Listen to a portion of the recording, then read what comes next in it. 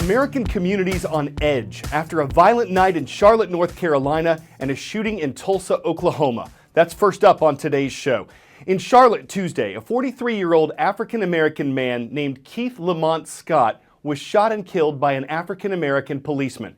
Officers were searching for another person at an apartment complex when they encountered Scott. Police say he got out of his car with a gun and did not drop it after police repeatedly told him to. An officer then shot and killed him. But Scott's family said he had no gun, that he was sitting in his car reading a book and waiting on one of his children to come home from school. Tuesday night, there were protests and violence in Charlotte. Stores were looted, trucks were set on fire, some demonstrators shut down a major expressway running through the city. 16 police officers were injured as well as several civilians.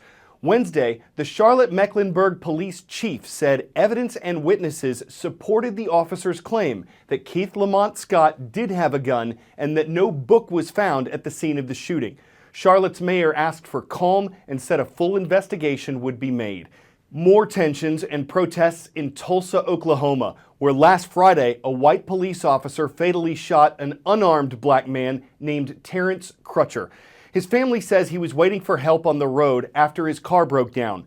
The officer's lawyer says Crutcher was behaving strangely and that at one point he appeared to be reaching into his car for what the officer feared was a weapon. That's when the officer opened fire. But Tulsa's police chief later announced Crutcher had no gun, though investigators say they found the drug PCP in Crutcher's car. A lawyer for the Crutcher family says it's irrelevant if Crutcher was intoxicated, that police should not have used deadly force. Crutcher's father wants the officer charged with murder. State, federal, and local authorities are investigating in Tulsa. In the upcoming U.S. presidential election, battleground or swing states could hold the key to victory for either Republican nominee Donald Trump or Democratic nominee Hillary Clinton. The reason? Voters in these states don't strongly favor one party or candidate over the other. Yesterday's show took you to a southern battleground state, Florida, where the race is too close to call.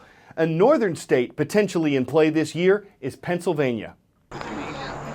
I'm expecting a huge turnout in November, and we're going to have Donald Trump, and we're going to make America great again. Thank you. Pennsylvania Republicans counting on enthusiasm. You want to knock on that door? I'll knock on 722. Okay. In an uphill battle to turn this blue-collar state red in November. It wasn't won by Republicans for the last few presidential elections. We think Trump's going to win this state. Are you going to vote for Donald Trump? Probably. It's the only choice. The last time Pennsylvania went Republican, 1988. The latest poll shows Clinton ahead in the state, but with exceptionally tight races in Ohio and Florida. Republicans here sense momentum. If Donald Trump wins Pennsylvania, he wins the presidency. Here's why. Pennsylvania is more Democratic than both Florida and Ohio. Thank you. Whoa! If he wins here, he wins there. Trump running strong in rural Pennsylvania, but needs support in vote-rich Philadelphia and its suburbs, where a third of the state's voters live. You cannot lose the Philadelphia suburbs. Not only are we talking about a large number of votes, but we're talking about the largest pool of swing voters. Child care is such a big problem. Trump announced his child care initiative, appealing to swing voters, women, and moderates in those Philly suburbs. And we're going to solve that problem. He and his running mate, Mike Pence, have already been to the state 9 times. Hello, Philly! Democrats, too, have descended on the Keystone State, fighting to keep its 20 electoral votes in their column. So let's go out. Let's make our case. Clinton and Tim Kaine have been here 11 times, and that's not including the Democratic convention held here in July. And her most powerful surrogate, President Obama, made his first solo campaign event on behalf of Clinton right here in Philly. I need you to work as hard for Hillary as you did for me. All right, thank you all so much for coming to help out with our 2 p.m. shift. Voter registration in July and August ahead of 2008, a banner year. Can I do it right now? Yeah, absolutely. So far this year, Democrats have registered 418,000 new voters to Republicans 321,000. For both candidates, turnout critical. If I'm in the White House, young people will always have a seat at any table where any decision is being made. Clinton seeking support from younger voters, many still burned out from a primary in which their guy didn't win. Jordan Tenenbaum was a Bernie Sanders delegate. Like many, she says fear of a Trump presidency is a bigger motivation than love for Clinton. It's not an election that it's okay to sit out. You know, you can't.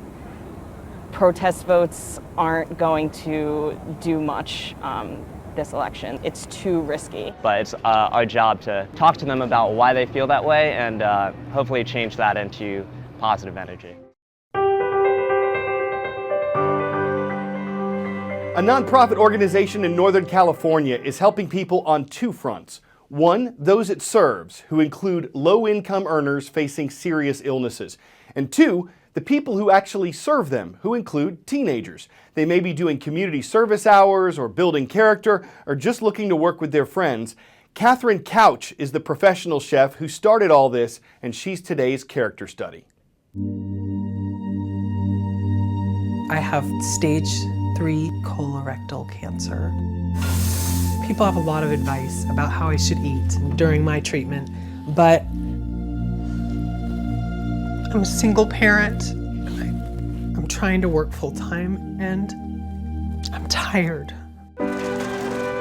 When people get sick, their life becomes very complicated. Eating well tends to go to the bottom of the list, but it's really critically important. We can do the pepper, the tablespoon. We bring teens from all over our community together to prepare healthy meals for low-income people who are dealing with serious health crises. So we have specials on here. We're making a rock cod Veracruz. We're cooking in commercial kitchens with professionally trained chefs. They get put to work doing everything from chopping onions, making salad dressing, baking off fish, making soup. Would you say this is about enough? Yep, that's great. Youth are our future, and if we connect them to the power of community service, we help them discover their capacity for leadership and shape much healthier communities. Greek salad. After food is cooked, the meals get packaged. All right, you are on your way. Thank you. Delivery angels pick those bags up Knock, knock. and deliver them right to our client's door. So today we have Lucy and Jerry with us. Sometimes clients come to visit. This was really healthy food and tasted good too. The young people really feel the impact that they're making. Just to see the joy in her face, so much love here. It really shifts how you see yourself. I totally fell in love with the idea of making a difference. Whatever career I'm going into is going to be dedicated to helping people and healing people. Thank you so much. I come home and I have meals for me and my kids. And it's free. It's the best thing. People feel cared for, they feel connected to the community through what we're doing, and that's really important for their healing.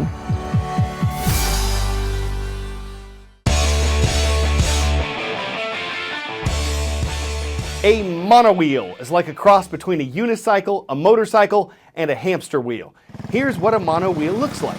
So in fact, you are looking at the fastest monowheel on the planet, a vehicle named Warhorse, which recently rode to a Guinness World Record speed of just over 61 miles per hour. It makes motorcycles look safer than Volvos, partly because of the challenge for riders to keep control and not start looping around inside of the motorized wheel. So like many things in life, it's a balancing act. It can throw you for a loop. You could find yourself going round and round in circles where other racers fear to tread. But when you circle back, when you look at this with circuitous logic, pulling off a stunt like that makes for one epic wheelie. CNN Student News is back tomorrow. Hope to see you on Friday.